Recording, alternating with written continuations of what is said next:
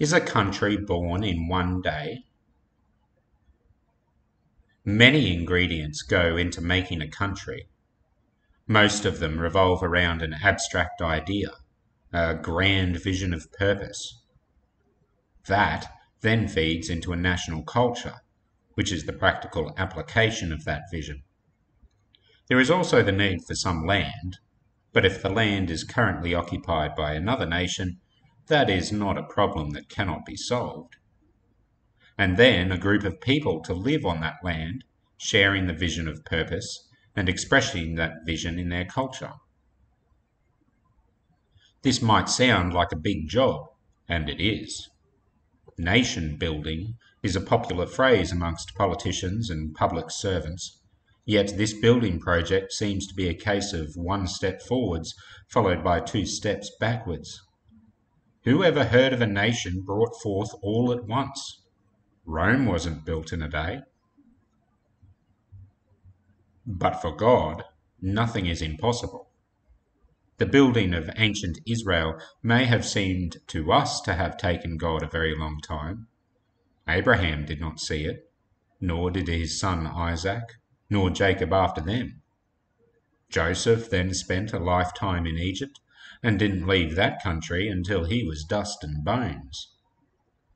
Moses got to see the promised land, but it was his successor Joshua who actually got to cross over the river.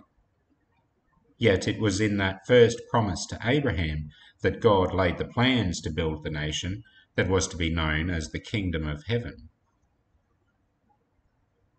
This shared vision of purpose, of a group of people living in a certain land, celebrating a culture inspired by the one true and living God, was passed down through generations of Jews. Then one day, a man came along who claimed to be that one true and living God. His name was Jesus, and he proved what he said about himself by his actions. Then one day, as he hung on a cross, he breathed his last. There was an earthquake, shattering walls. A curtain symbolizing the wall between nations was torn. His blood was shed, and this blood heals the nations, forgiving all who will trust in its power. Rising on the 3rd day, and then ascending into heaven 40 days after that, Jesus confirms the birth of this new nation. Jesus reigns as king. All nations are under his rule, and he is taking them over as ruler of the kingdom of heaven.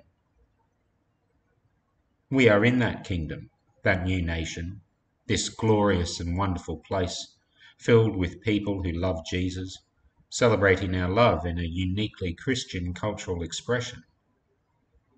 When Jesus hung on the cross and cleansed a people for himself, a nation was born in a day.